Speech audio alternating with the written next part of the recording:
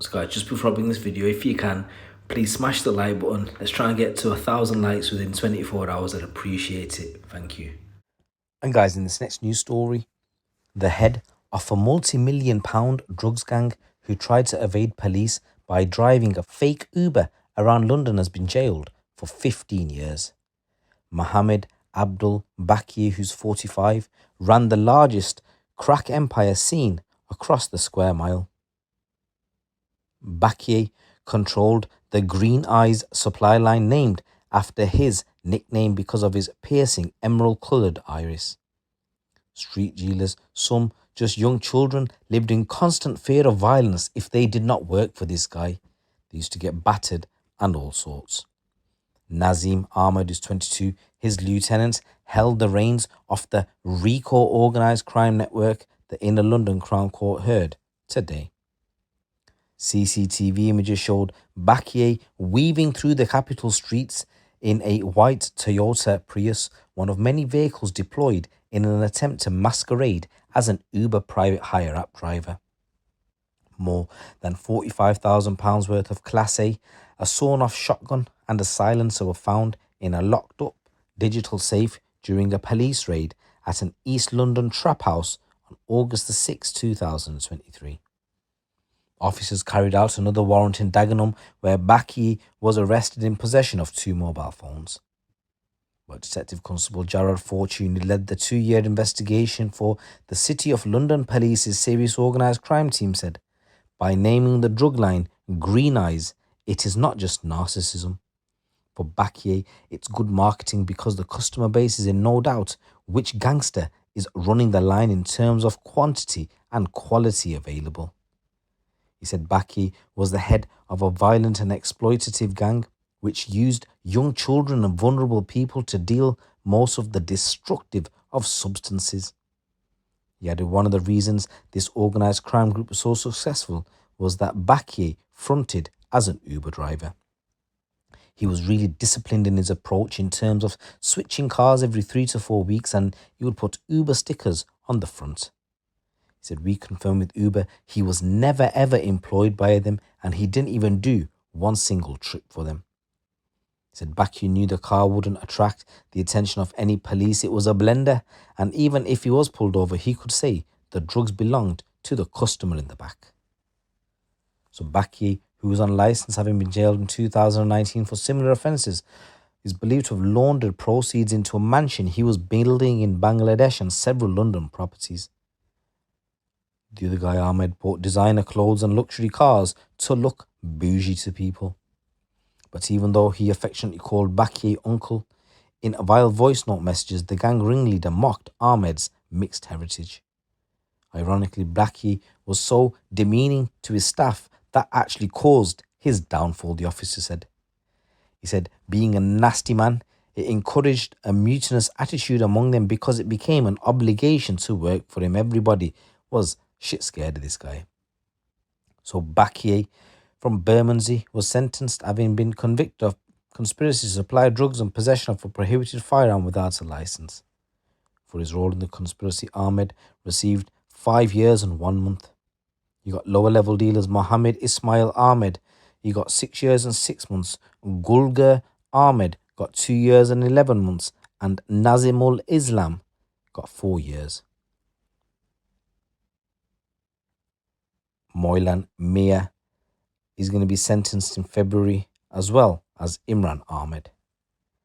DC Fortune added, I hope these sentences send a clear message to those involved in drug supply. The City of London's police's serious organised team will work tirelessly in pursuing and disrupting criminal activity, and we are determined to continue to bring everyone to justice. And in another news story, a 20-year-old man has been found guilty of manslaughter after fatally stabbing a man in Ellesmere Port. Ben Ruddock was found not guilty of murder but guilty of manslaughter following a 15-day trial at Chester Crown Court. The court found Ruddock had killed 34-year-old Lloyd Velasquez by stabbing him on Wednesday, the 1st of May 2024. At approximately 7:15 in the evening, Lloyd and a female friend of his attended Ruddock's home address to collect an e-bike which they believed had been stolen from an associate. There was a minor altercation between Lloyd and Ruddock, and the e-bike was discovered, and Lloyd and his friend left the address. Ben Ruddock proceeded to send multiple threatening voice notes to the woman's phone directed towards Lloyd. Ruddock armed himself with a knife from a barbecue set and told Lloyd to meet him at a park. At approximately 8:10, Lloyd and his friend were driving on a road in Ellesmere Port when they sighted Ruddock, who was with two other men. Lloyd exited the vehicle and a confrontation occurred. Ben Ruddock produced the knife from his waistband and brandished it towards Lloyd, who got back into the car and left. Lloyd's friend received further voice notes in which Ruddock made more threats to harm Lloyd. Minutes later, Lloyd and his female friend were driving along another road where they saw Ruddock and the two men. Lloyd again exited the vehicle and an altercation ensued. During the incident, Ruddock produced the knife and stabbed Lloyd. Then he ran away from the scene. Paramedics and officers attended and Lloyd was taken to hospital where he was sadly pronounced dead. Chester Crown Court heard Ruddock then attended his address and left the knife in the garden before changing his bloodstained clothes at a nearby address. He then arranged to be driven to Hapsford Services before booking a taxi and travelling to an address in Merseyside. Officers attended Ruddock's address in Ellesmere Port that evening and seized the weapon. Following inquiries, Ruddock was subsequently arrested during the early hours of Thursday, the 2nd of May, at an address in Merseyside. On the 3rd of May, a post-mortem revealed Lloyd died from a stab wound to the chest. Ruddock was charged with murder the same day, and the two men who were with Ruddock on the evening of the incident were arrested at the time but later released with no further action taken against them. As I said, Ruddock was instead found guilty of manslaughter and is going to be sentenced in March. Following the verdict for manslaughter, Detective Inspector Andrea Price said, "While no conviction is going to bring Lloyd back to his family and friends, I hope the conclusion of this trial will help to bring them some closure, knowing that the person responsible for his death has been held accountable for his actions. What happened on the evening of the 1st of May 2024 was entirely avoidable. Ruddock chose to arm himself with a knife and made continued threats towards Lloyd. The incident itself was over in a matter of seconds, and this should serve as a warning of the dangers of knife crime. Instead of owning up to what he had done, he chose to flee Cheshire. Thankfully, he was later arrested in Merseyside, and now, as a result of our investigation and the evidence against him, he's been found guilty of the manslaughter of Lloyd." A statement from Lloyd's mother read, "There are no words to describe the amount of hurt and heartache Lloyd's death has left, not only for his immediate family, relatives and close friends, but his baby son, born just 9 weeks after Lloyd was tragically killed on that fateful day. Everyone who mourned Lloyd knew him and loved him, yet his son will never have the opportunity to meet and get to know his dad, something no child should have to endure. And from Lloyd's baby's point of view, justice will never be served." Lloyd's father said, "The family would like to thank everyone involved regarding the investigation into the death of Lloyd Velasquez, from the police and legal team for their swift capture of the offender and work on the case, to the bystanders and ambulance service who assisted at the scene. We're so grateful for their hard work and support through this awful ordeal." He also went on to say some final words, which were, "Our Lloyd was a much-loved son, brother, grandson, nephew, cousin, uncle and dad to the lovely son who sadly never got the chance to meet.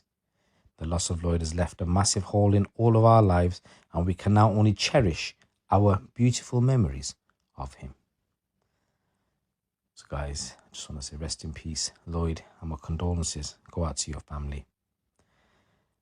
So here's a few news stories coming out from the streets of the UK, and what can I say? It's just getting worse and worse every single day. The amount of stories that are coming through, the amount of stabbings that are happening, it's just on another level, and I don't even know when it's going to stop. Once again, I just want to say rest in peace to all the victims involved in these stories, and the stories that I previously covered, and my condolences go out to their families. It's your boy JC. Keep it locked, keep it real.